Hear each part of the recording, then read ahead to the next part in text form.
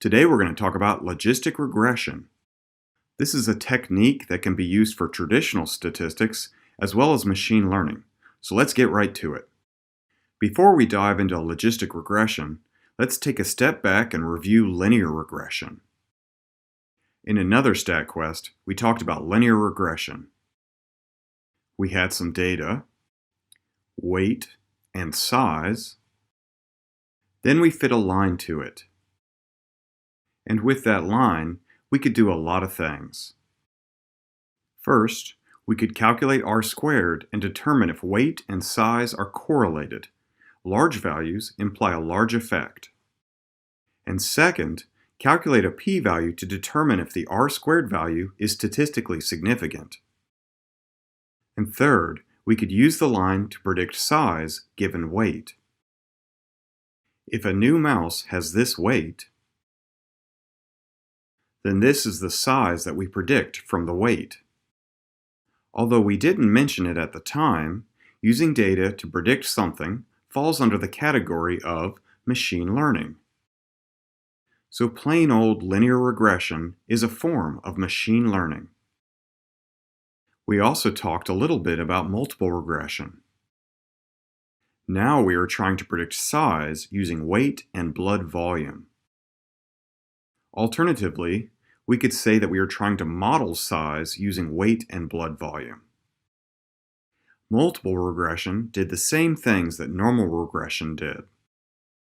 We calculated R squared, and we calculated the p-value, and we could predict size using weight and blood volume.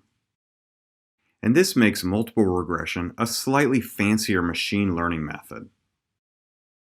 We also talked about how we can use discrete measurements, like genotype, to predict size. If you're not familiar with the term genotype, don't freak out. It's no big deal. Just know that it refers to different types of mice. Lastly, we could compare models. So on the left side, we've got normal regression, using weight to predict size. And we can compare those predictions to the ones we get from multiple regression, where we're using weight and blood volume to predict size. Comparing the simple model to the complicated one tells us if we need to measure weight and blood volume to accurately predict size, or if we can get away with just weight. Now that we remember all the cool things we can do with linear regression, let's talk about logistic regression. Logistic regression is similar to linear regression, except logistic regression predicts whether something is true or false, instead of predicting something continuous like size.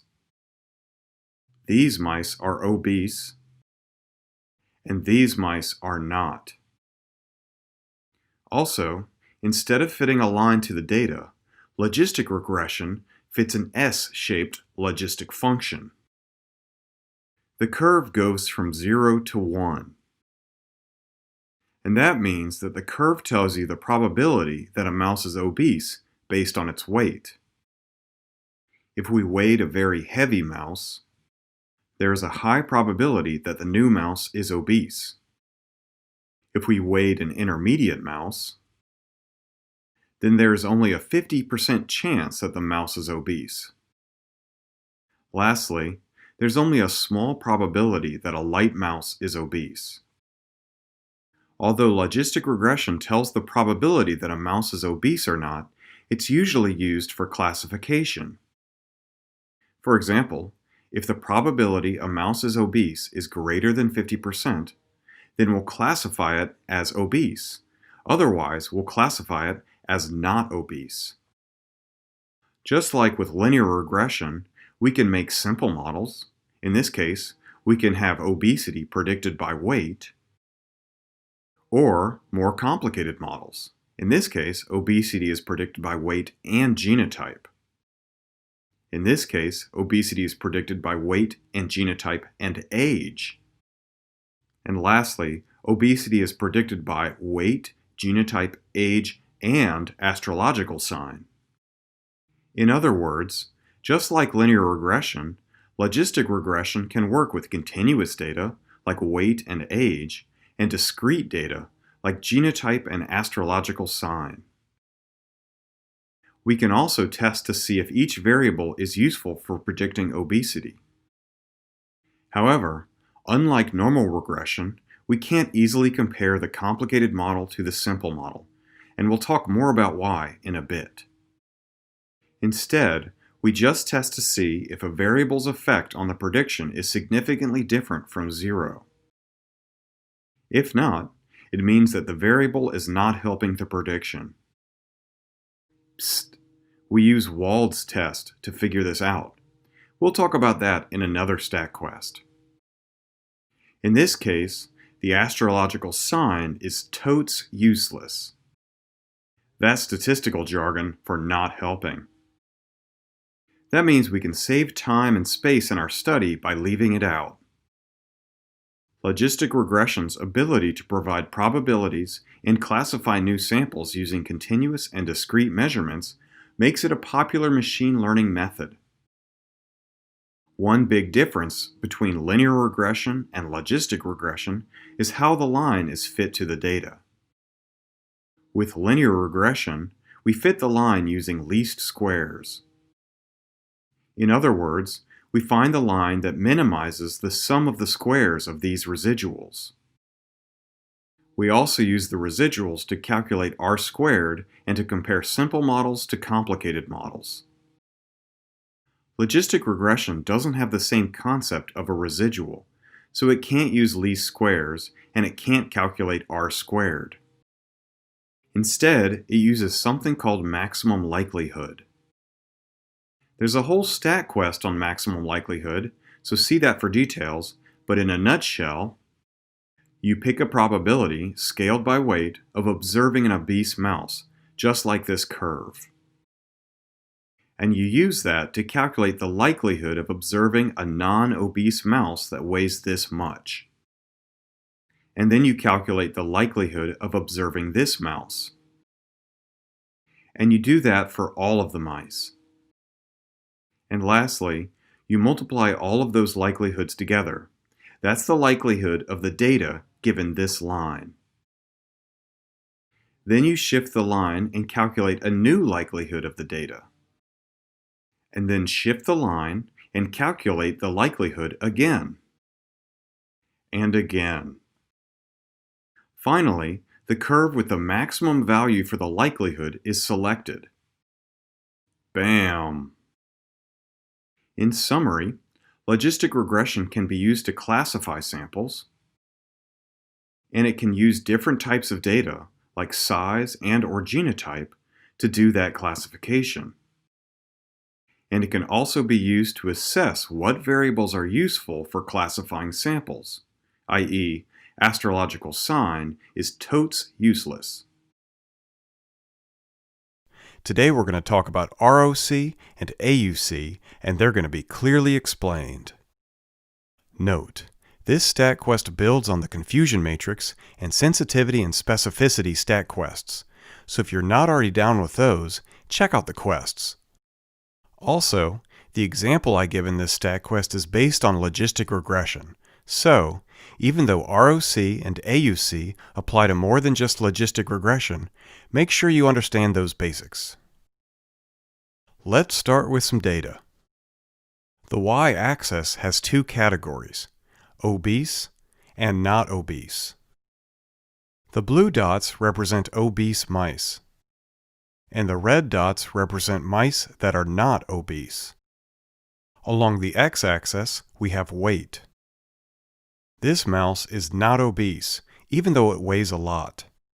It must be Mighty Mouse and just full of muscles.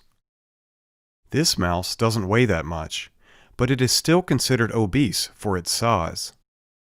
Now let's fit a logistic regression curve to the data. When we're doing logistic regression, the y-axis is converted to the probability that a mouse is obese. Now let's just look at the curve.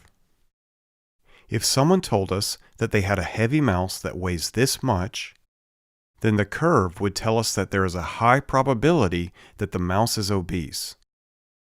If someone told us that they had a light mouse that weighs this much, then the curve would tell us that there is a low probability that the mouse is obese. So this logistic regression tells us the probability that a mouse is obese based on its weight. However, if we want to classify the mice as obese or not obese, then we need a way to turn probabilities into classifications.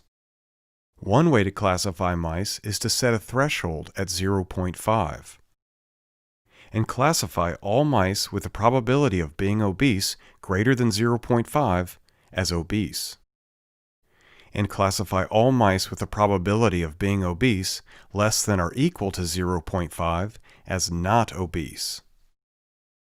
Using 0.5 as the cutoff, we would call this mouse obese, and this mouse not obese. If another mouse weighed this much, then we would classify it as obese. And if another mouse weighed this much, then we would classify it as not obese. To evaluate the effectiveness of this logistic regression with the classification threshold set to 0.5, we can test it with mice that we know are obese and not obese. Here are the weights of 4 new mice that we know are not obese. And here are the weights of 4 new mice that we know are obese. We know that this mouse is not obese, and the logistic regression with the classification threshold set to 0.5 correctly classifies it as not obese. This mouse is also correctly classified, but this mouse is incorrectly classified. We know that it is obese, but it is classified as not obese. The next mouse is correctly classified, but this mouse is incorrectly classified. The last 3 mice are correctly classified. Now we create a confusion matrix to summarize the classifications. These 3 samples were correctly classified as obese, and this sample was predicted to be obese but was not obese. These 3 samples were correctly classified as not obese. And this sample was predicted to be not obese even though it was obese. Once the confusion matrix is filled in, we can calculate sensitivity and specificity to evaluate this logistic regression when 0.5 is the threshold for obesity. Little bam, because so far this is all review. Now let's talk about what happens when we use a different threshold for deciding if a sample is obese or not. For example, if it was super important to correctly classify every obese sample, we could set the threshold to 0.1. This would result in correct classifications for all 4 obese mice. But it would also increase the number of false positives. The lower threshold would also reduce the number of false negatives because all of the obese mice were correctly classified. And it would reduce the number of true negatives because 2 of the mice that were not obese were incorrectly classified as obese. Note, if the idea of using a threshold other than 0.5 is blowing your mind, imagine that instead of classifying samples as obese or not obese, we were classifying samples as infected with Ebola and not infected with Ebola. In this case, it's absolutely essential to correctly classify every sample infected with Ebola in order to minimize the risk of an outbreak. And that means lowering the threshold even if that results in more false positives. On the other hand, we could set the threshold to 0.9. In this case, we would correctly classify the same number of obese samples as when the threshold was set to 0.5. But we wouldn't have any false positives. And we would correctly classify 1 more sample that was not obese, and have the same number of false negatives as before. With this data, the higher threshold does a better job classifying samples as obese or not obese. But the threshold could be set to anything between 0 and 1. How do we determine which threshold is the best? For starters, we don't need to test every single option. For example, these thresholds result in the exact same confusion matrix. But even if we made one confusion matrix for each threshold that mattered, it would result in a confusingly large number of confusion matrices. So, instead of being overwhelmed with confusion matrices, receiver-operator characteristic (ROC) graphs provide a simple way to summarize all of the information. The y-axis shows the true positive rate, which is the same thing as sensitivity. The true positive rate is the true positives divided by the sum of the true positives and the false negatives. In this example, the true positives are the samples that were correctly classified as obese, and the false negatives are the obese samples that were incorrectly classified as not obese. The true positive rate tells you what proportion of obese samples were correctly classified. The x-axis shows the false positive rate, which is the same thing as 1 minus specificity. The false positive rate is the false positives divided by the sum of the false positives and true negatives. The false positives are the non-obese samples that were incorrectly classified as obese, and the true negatives are the samples correctly classified as not obese. The false positive rate tells you the proportion of not obese samples that were incorrectly classified and are false positives. To get a better sense of how the ROC works, let's draw one from start to finish using our example data. We'll start by using a threshold that classifies all of the samples as obese, and that gives us this confusion matrix. First, let's calculate the true positive rate. There are 4 true positives, and there were 0 false negatives. Doing the math gives us 1. The true positive rate, when the threshold is so low that every single sample is classified as obese, is 1. This means that every single obese sample was correctly classified. Now let's calculate the false positive rate. There were 4 false positives in the confusion matrix, and there were 0 true negatives. Doing the math gives us 1. The false positive rate, when the threshold is so low that every single sample is classified as obese, is also 1.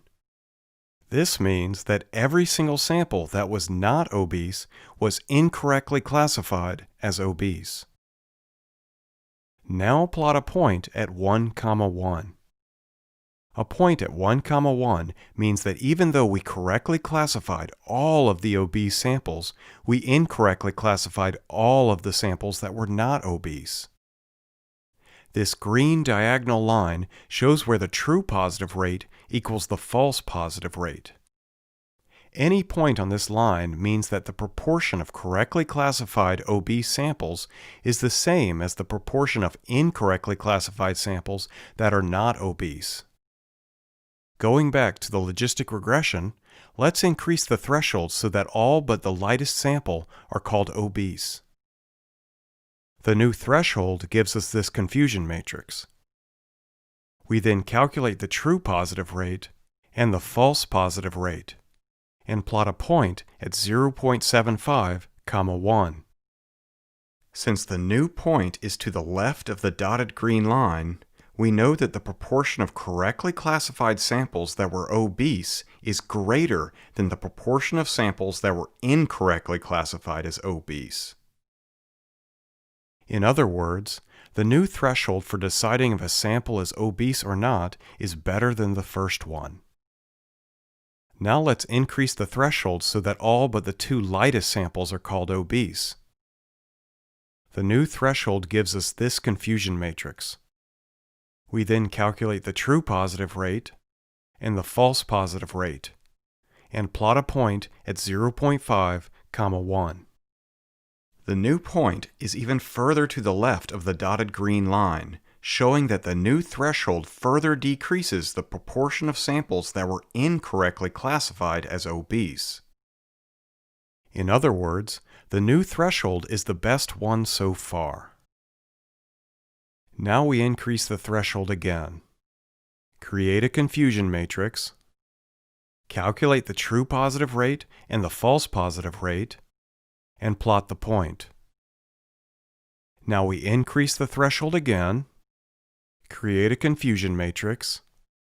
Calculate the true positive rate and the false positive rate, and plot the point. The threshold represented by the new point correctly classifies 75% of the obese samples and 100% of the samples that were not obese. In other words, this threshold resulted in no false positives. Now we increase the threshold again and plot the point. Now we increase the threshold again and plot the point. Lastly, we choose a threshold that classifies all of the samples as not obese, and plot the point. The point at 0, 0 represents a threshold that results in 0 true positives and 0 false positives. If we want, we can connect the dots, and that gives us an ROC graph.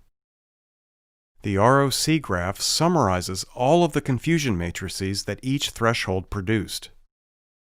Without having to sort through the confusion matrices, I can tell that this threshold is better than this threshold.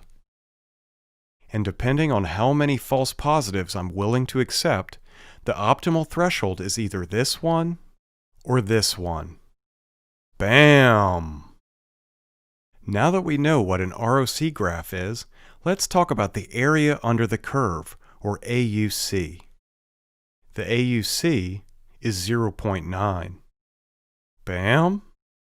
The AUC makes it easy to compare one ROC curve to another.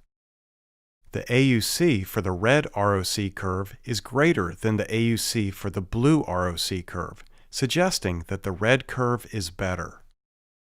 So if the red ROC curve represented logistic regression and the blue ROC curve represented a random forest, you would use the logistic regression.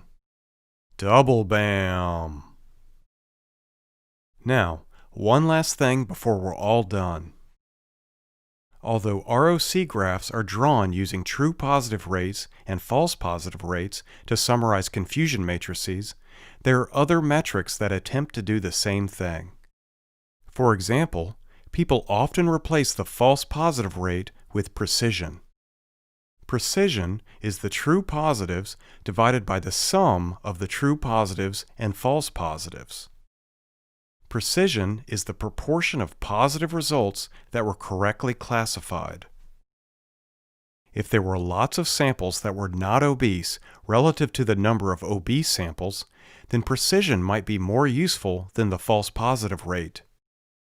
This is because precision does not include the number of true negatives in its calculation and is not affected by the imbalance.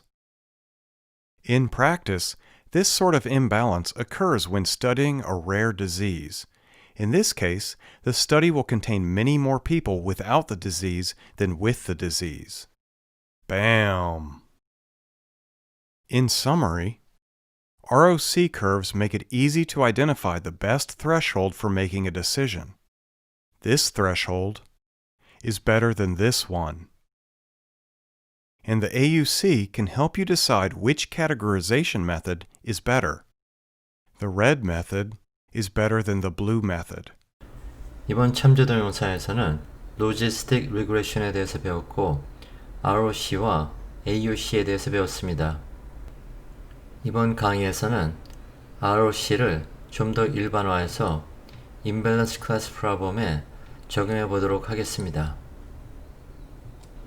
ROC는 Receiver Operating Characteristic이라고 하는데 Detection Rate와 False Alarm Rate 간의 트레이드오프를 나타낸 것입니다. 1950년대 시그널 디텍션 티어리에서 노이즈 시그널을 분석하기 위해서 발전되었습니다.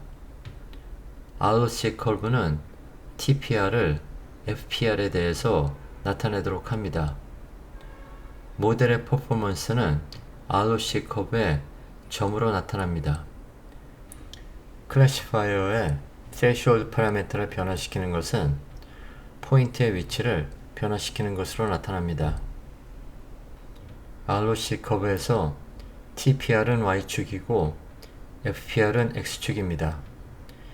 이 값이 00일 때는 모든 것이 네거티브 클래스로 분류가 됩니다. 11인 경우에는 모든 것이 포지티브 클래스로 분류가 됩니다. 10인 것이 가장 이상적입니다. 파란 대각선은 분류기를 통해서 분류한 결과가 랜덤 게싱과 같은 결과를 낳는 것입니다. 파란 대각선 밑에는 분류기의 결과가 심지어 랜덤하게 게싱한 것보다 못한 것을 나타내는 것입니다. ROC를 사용해서 분류기 간의 성능을 비교할 수도 있습니다. 왼쪽 ROC 커브를 보면 M1과 M2 어떤 것도 다른 것보다 전 구간에서 우수하지 않습니다. M1은 FPR이 작은 구간에서 M2보다 우수합니다. 반면에 M2는 FPR이 클 경우에 M1보다 우수합니다. ROC 커브 안의 면적은 아이디얼한 경우에 에어리어는 1입니다. 점선의 랜덤 게스의 경우에 에어리어는 0.5가 됩니다. 따라서 대부분의 모델은 0.5에서 1 사이의 값을 갖는데 1에 가까울수록 좋은 모델이라고 할 수 있습니다. 클래스 임밸런스 문제를 해결하기 위해서 다음의 세 가지 방법이 사용될 수 있습니다. 첫 번째로 클래스 베이스 오더링은 더 높은 프라이어티를 갖는 레어한 클래스의 룰들을 먼저 배정합니다. 두 번째로 cost sensitive classification이 있습니다. 레어 클래스를 majority 클래스로 잘못 분류하는 것에 대해서 더 높은 코스트를 부여합니다. 세 번째로 sampling based approach가 있습니다. minority 클래스를 oversampling하고 majority 클래스는 undersampling합니다. 다음에는 두 번째 대책인 코스트에 대해서 더 자세히 알아보도록 하겠습니다. 위의 매트릭스는 confusion 매트릭스를 빈도, frequency로 나타낸 것이고 아래 매트릭스는 코스트 매트릭스입니다. 여기서 CIJ는 클래스 I를 클래스 J로 잘못 분류하는 것에 대한 코스트입니다. 전체 코스트는 시그마 CIJ를 FIJ로 곱한 것입니다. 여기서 F는 confusion 매트릭스에 있는 빈도 숫자를 의미합니다. 이번에는 실제 사례를 통해서 코스트 계산을 해보도록 하겠습니다. 위에 코스트 매트릭스를 보면 actual 클래스가 플러스이고 predicted 클래스가 플러스인 경우에 마이너스 1의 코스트를 지정했습니다. 이는 정확하게 맞췄기 때문에 코스트가 오히려 내려간다는 뜻입니다. 반면에 actual 클래스가 플러스이고 predicted 클래스가 마이너스인 경우에는 코스트 100을 지정했습니다. 그리고 actual 클래스가 마이너스고 predicted 클래스가 플러스인 경우에는 1을 지정했습니다. 예를 들어서 플러스가 불량품이고 마이너스가 불량품이 아닌 것을 뜻할 때 100이라는 숫자는 불량품인 것을 불량품이 아닌 것으로 프리딕트 했을 때 코스트가 더 높다는 것을 의미합니다. actual 클래스가 마이너스이고 predicted 클래스가 마이너스인 경우에는 코스트를 0으로 지정했습니다. 이러한 코스트 매트릭스에 대해서 아래에 두 개의 모델에 적용해 보겠습니다. 모델 M1에 적용한 경우 accuracy는 80%이고 코스트는 3,910입니다. 모델 2에 적용할 경우 accuracy는 90%이고 코스트는 4,255입니다. 모델 M2가 모델 M1보다 accuracy는 더 높지만 코스트가 더 높기 때문에 만일 코스트가 더 중요하다면 모델 M1을 선택할 수도 있습니다. 임밸런스된 클래스 문제를 풀기 위한 샘플링 베이스드 어프로치가 있었습니다. 이 경우 트레이닝 데이터의 디스트리뷰션을 변화시키는 것입니다. 그래서 레어 클래스가 트레이닝 셋에서 더 잘 표현되도록 한 것입니다. majority 클래스를 언더샘플링 할 수도 있고 rare 클래스를 오버샘플링 할 수도 있습니다. advantage는 비교적 간단한 방법으로 문제를 해결할 수 있다는 것이고 disadvantage는 샘플링이라는 것은 모집단을 잘 반영해야 되는데 그것이 항상 보장되는 것은 아니라는 것입니다.